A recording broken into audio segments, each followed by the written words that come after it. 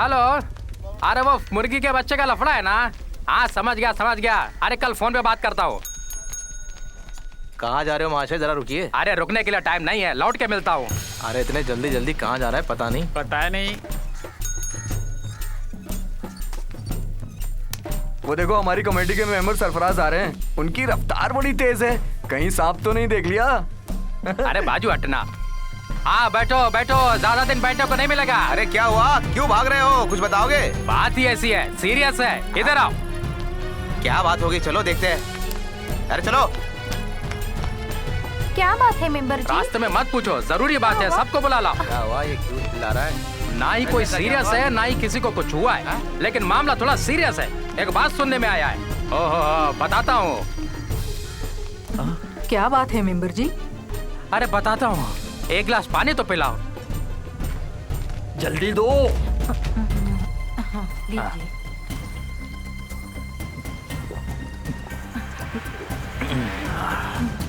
अरे कुछ बताएगा, सब लोगों को यहाँ लेके आया है। तुम्हें कुछ पता है यहाँ क्या होने वाला है? नहीं, क्या बात है मेंबर? अरे हम सबको यहाँ से हटाया जा रहा है।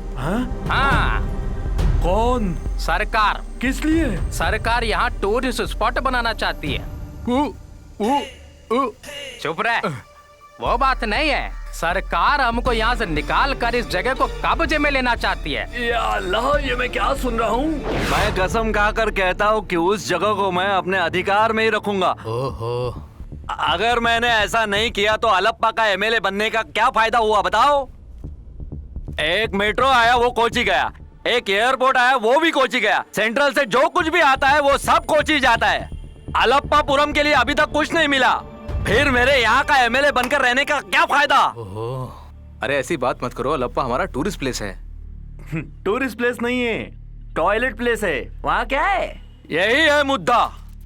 ले देकर समुन्दर किनारे टूटा फूटा बंदरगाह, जोर से लहरें आती है तो उसके कुछ हिस्से टूटकर समुन्दर में बह जाते हैं। और कुछ अफ्रीकन लोग, ये अफ्रीकन लोगों को वहाँ बसाने से हमें क्या फायदा? इसीलिए मुझे वहाँ पे कुछ बनाना है। इसीलिए ऊपर वाले की तरफ से तूफान का कहर आया था, इसीलिए मुझे वहाँ कुछ करना है। बनेगा, हम सब मिलकर बनाएंगे। वहाँ कुछ बनाने के लिए मुझे तुम लोगों की जरूरत नहीं है। वहाँ क्या करना है मैं देख लूंगा, समझे? हमारे राज्य में हम लोग लड़े, इसके लिए हम इकट्ठा नहीं हुए हैं। आज की बैठक से मुझे यही पता चला है कि सब लोग अपनी जेब गरम करना चाहते हैं, पैसे कमाना चाहते हैं, इससे ज्यादा कुछ नहीं। सुनो सीएम जी, आपको इस कुर्सी पे बिठाने वाले हम ही लोग हैं।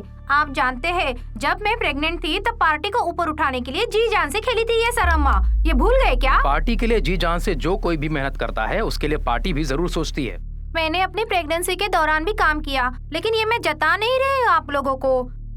तुम्हारे प्रेगनेंसी की बात यहाँ उठाओगी तो कोई नहीं है। बेकार की बातें बंद करो, मुद्दे की बात करो। अभी सर ने जो कहा उस काम को करना इतना आसान नहीं है, लफड़ा होगा। तुम्हारी बातों में भी दम है। मेरे प्यारे सीएम, आप और जगह पर भी नजर डालकर सोचो। गोवा में देखो कैसे लड़कियां रेत में चटाई डालकर लड़के लड़कियां लेटी रहती है।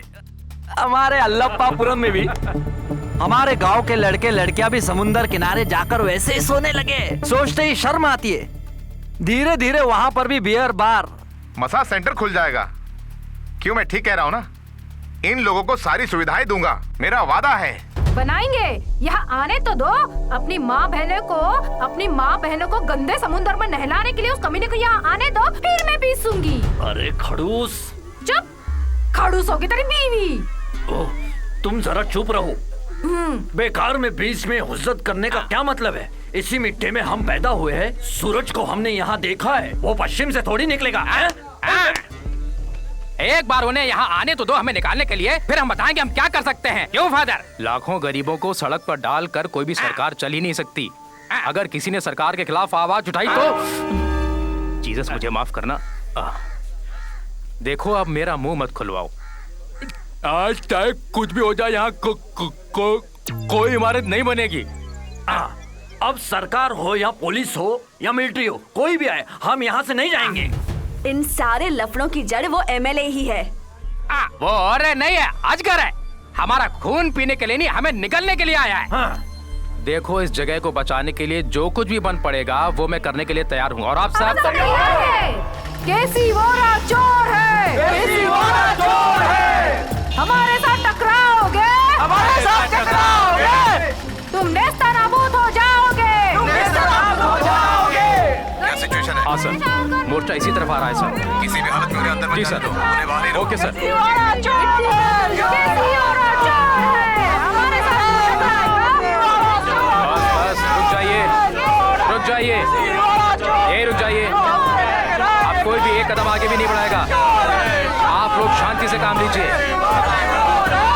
यहाँ से आगे आप लोग नहीं जा सकते। शांत हो जाइए, शांत हो जाइए।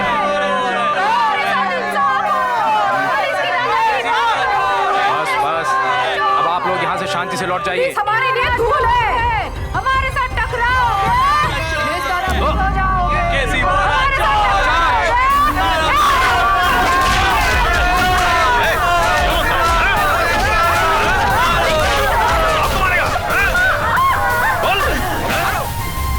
ओहो, तुमने हमारे राज्य को किन परिस्थिति में लाके खड़ा कर दिया। सीएम, मुझे मनाने की कोशिश मत करो। मैं कीचड़ में उतर चुका हूँ। आज रात को ही मैं वहाँ तबाही मचाऊंगा। ओहो, वहाँ पर तबाही मचाकर तुम लोगों को क्या मिलने वाला है? इतने साल से वहाँ पर कुछ लोग रह रहे हैं, उनको तबाह करके क्या मिलने वाला है तुम्हें? मेरे सीएम, सरकार अगर मेरा साथ नहीं देगी तो मैं किसी को भी शांति से नहीं रहने दूंगा। मुझे उन्हें वहाँ से हटाना है, मैं उन्हें वहाँ से हटा कर ही रहूंगा और टूरिज्म स्पॉट बना कर रहूंगा। उन गरीबों को हटाने के लिए मैं कभी भी तुम्हारा साथ नहीं दूंगा। अरे भाई, इनका साथ देके तुम क्यों पाप में भागीदार हो रहे हो? वो क्या है सीएम जी, एमएलए और की बातों में दम है। और स्टेट में देखिए, टूरिज्म प्लेस के नाम पे करोड़ों रुपए अंदर करते हैं, फिर हम क्यों पीछे रहे? इसका मतलब है कि तुम भी इनका साथ दोगे, हाँ? इस मुद्दे पर ओरा साहब जो कह रहे थे, उनके खिलाफ कुछ भी नहीं कह सकता मैं। देखो मगर समझ लो, मैं तुम्हारा साथ नहीं दूंगा। नहीं चाहिए, साथ मत दो। सबसे पहले नंबर मेरा है। अपने साथियों के साथ अपोजिशन में चला जाऊंगा। तब मेरे साथ कितने एमएलए आएंगे? ओहो, मुझे ऐसी बातों से डराओ मत। देखो मैं तुम्हारे सामने हाथ जोड़ता हूँ। मैं तुम्हारा साथ नहीं दे सकता हूँ। मैं उन गरीबों को तबाह नहीं कर सकता हूँ, समझ लो।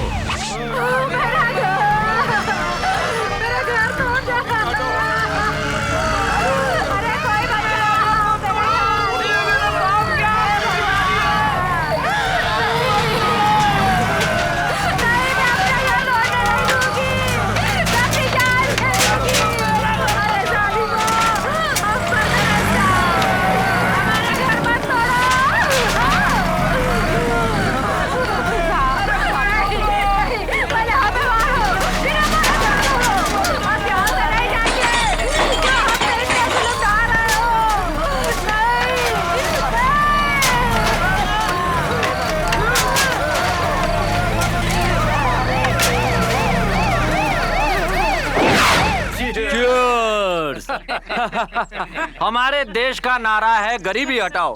हम गरीबी के साथ साथ गरीबों को भी हटा रहे हैं। यही तो हमारा असली मकसद है। अब बताओ क्या करना है? अब कचरा सब समुंदर में डूब जाएगा। अब हमारा बूढ़ा सीएम अच्छा नहीं, कचरा गोइंग टू सी। ये वो सब मैंने करके बताया। वो अब भी समझ नहीं पाया है कि उस सारे गांव का सारा कचरा साफ हो गया ना। यू एंजॉय, यू एंजॉय, सब एंजॉय करो। अब वहाँ पे 2-3 बियर बार बनेंगे, 8-10 मसाज सेंटर होंगे और वसीर का एक चाय का होटल होगा। इसका 50% मुझे कमीशन लगेगा मेरी जेब में। हाँ, 1 भी रुपया नहीं छोड़ूंगा। वो सब तो ठीक है।